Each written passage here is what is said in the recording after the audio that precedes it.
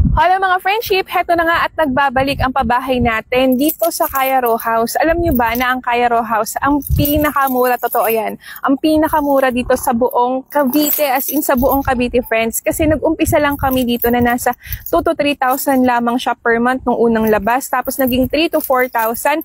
At good news para doon sa aming mga home buyers na pumila sa murang pabahay na to dahil sa April 18, magkakaroon po tayo ulit ng open units. Yun naman friends, nasa 4 to 5,000 per month. Mura pa din mga friends, diba? Para sa house and lot na titulado at maganda ang kalidad ng gawa. Murang-mura yan. Ito po ay para sa mga minimum wage earner. Kung kayo po ay kumikita ng 14,000 pataas, heto na po ang pabahay na para sa inyo. Kung gusto nyo pong pumila ulit sa susunod naming batch, naku friends, bilisan nyo na. Ang kailangan lamang po ay 2 government IDs and 1 month payslip. Papakita ko sa inyo yung loob friends, ha? So ano nga ba friends, yung loob ng pabahay na nasa 4 to 5,000 lamang per month. So eto friends ay row house siya. Ibig sabihin ground floor lang, tapos ito yung magkakatabing bahay. Meron kayong lote dito sa harap, 1.5 to 2 meters yan. So pwede mong ipa-close yan kapag gusto mo. Yung ating exterior, ito yung pintura niya, no? Brown and beige. Tapos meron tayong dalawang bintana dito. Yan, jealousy yan, meron na rin grills. Yung pintuan niya, friends, ito ay kahoy. So, maganda siya. Ayan. Yung flooring niya, cement finish.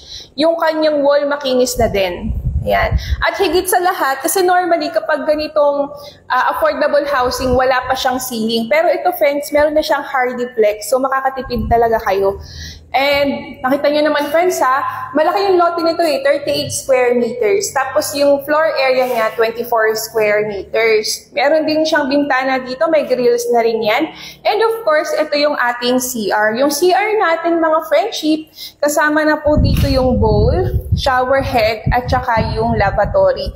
Yung flooring niya po naka-tiles na din yan. And then sa likod po natin, meron pa tayong lote. Ayan. So, ito po yung ating lote sa likod. Ayan.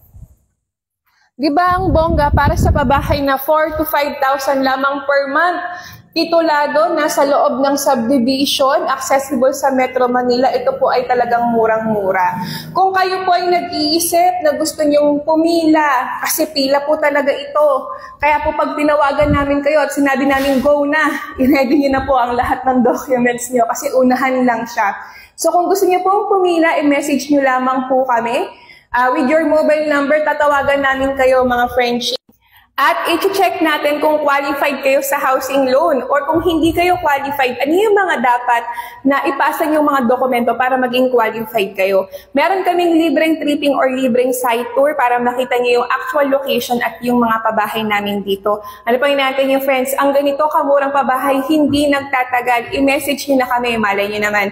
Kami na yung tamang-tamang inaantay niyo para matulungan kayong magkabahay na. Antayin kayo yung message niyo friends ha. Bye!